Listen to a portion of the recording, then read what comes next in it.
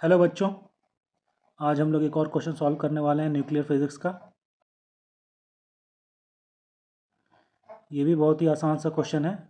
Einstein की equation पे based है, इज इक्वल्स टू mc²। देखिए इसमें क्या दिया हुआ है कि ए स्टार हैज़ 100% हीलियम कंपोजिशन, यानी एक स्टार है जिसमें सारा का सारा हीलियम है, 100% हीलियम है। It starts to convert 3 4He into 1 12C, यानी 3 हीलियम न्यूक्लियस मिला के एक कार्बन न्यूक्लियस बना रहा है वाया ट्रिपल अल्फा प्रोसेस। ठीक है, अगर आपको ट्रिपल अल्फा प्रोसेस पता है तो अच्छी बात है, नहीं पता तो कोई बात नहीं है।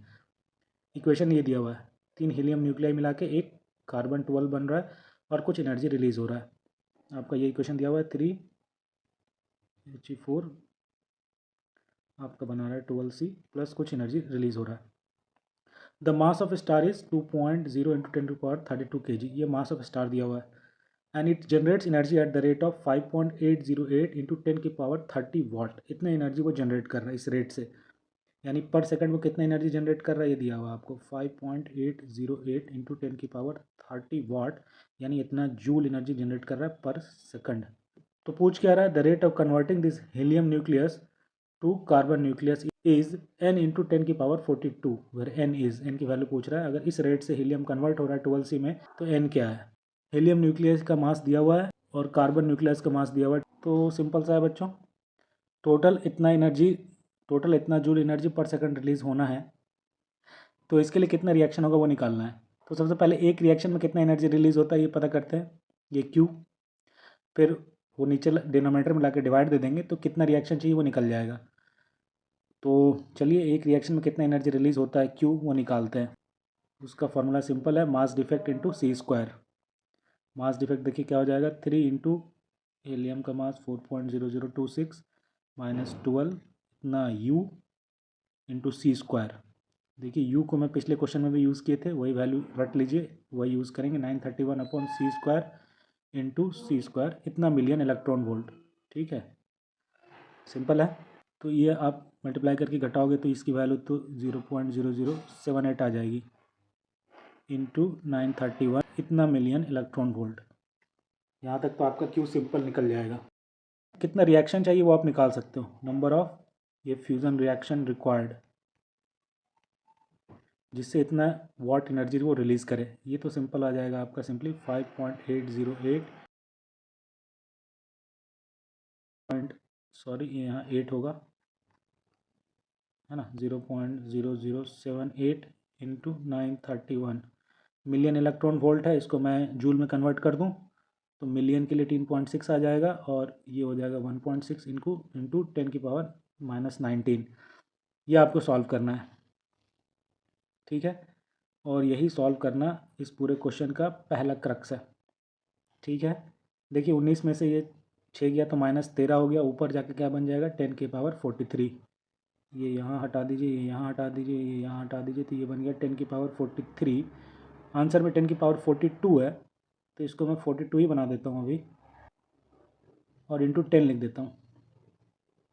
ठीक है, तो देखिए बाकी क्या बच रहा है।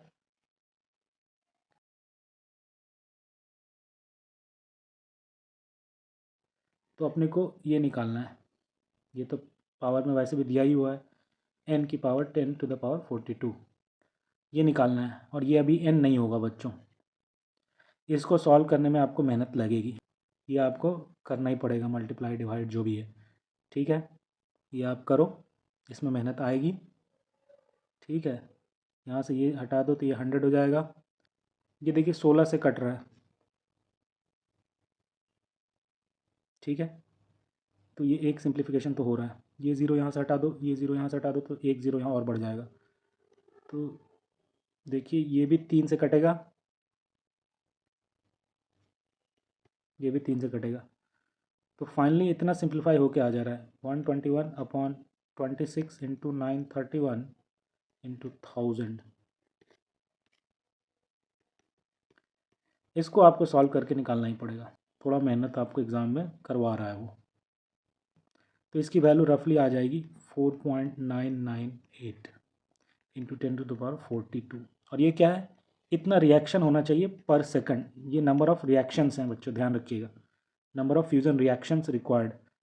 लेकिन अपने को पूछ क्या रहा है, the rate of converting these 4He to 12C, किस रेट से हीलियम कार्बन में कन्वर्ट हो रहा है। तो देखिए हर रिएक्शन में 3 हीलियम कन्वर्ट हो रहा है कार्बन में, ठीक है। तो अगर रिएक्शन का रेट सम वैल्यू आया है x, तो हीलियम में कन्वर्जन का रेट क्या होगा, 3x हो जाएगा, है ना, क्योंकि हर रिएक्शन में 3 हीलियम का खपत हो रहा है।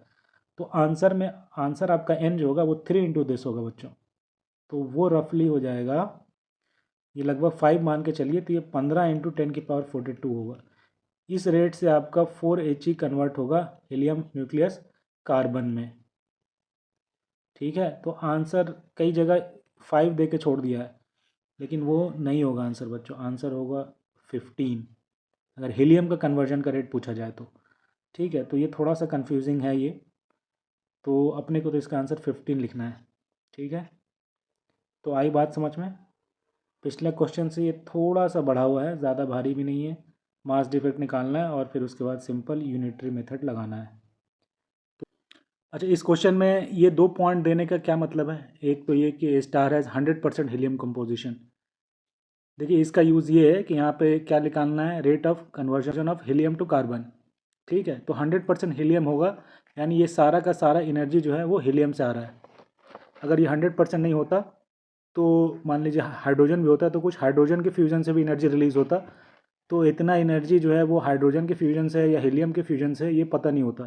तो अपन यहाँ पे ये डिवाइड नहीं कर पाते, तो इसलिए ये 100% हीलियम दिया हुआ है, यानी ये टोटल एनर्जी जो है वो हीलियम के फ्यूजन से आ रहा है। तो आप हीलियम के फ्यूजन रिएक्शन की एनर्जी से डिवाइड कर दीजिए तो नंबर ऑफ रिएक्शन आ जाएगा, इसलिए ये 100% हीलियम दिया हुआ है। दूसरी ये जानकारी दी हुई है मास ऑफ स्टार, इसकी एक्चुअली में ज़रूरत नहीं है, ठीक है, ये यूजलेस इन्फॉर्मेशन है। इतना मास तो होगा ही कि इतना एनर्जी रिलीज़ कर सके स्टार, ठीक है ना। इसमें m है इंटू c² करिएगा तो 10⁻14 और आएगा, तो ये बन जाएगा 10⁻46, बहुत ज़्यादा है 30 से, कई मिलियन बिलियन ईयर्स तक आपको एनर्जी वो देता रहेगा। तो मास सफिशिएंट है, ये आपको कंफ्यूज करने के लिए दिया हुआ है, यूजलेस इन्फॉर्मेशन है ये, इसकी ज़रूरत नहीं है, ठीक है, ये इंपॉर्टेंट है। क्वेश्चन में कुछ कुछ इन्फॉर्मेशन रहता है जिसकी ज़रूरत तो नहीं होती है, लेकिन दिया रहता है आपको कंफ्यूज करने के लिए, तो आपको ध्यान रखना है इस चीज़ का।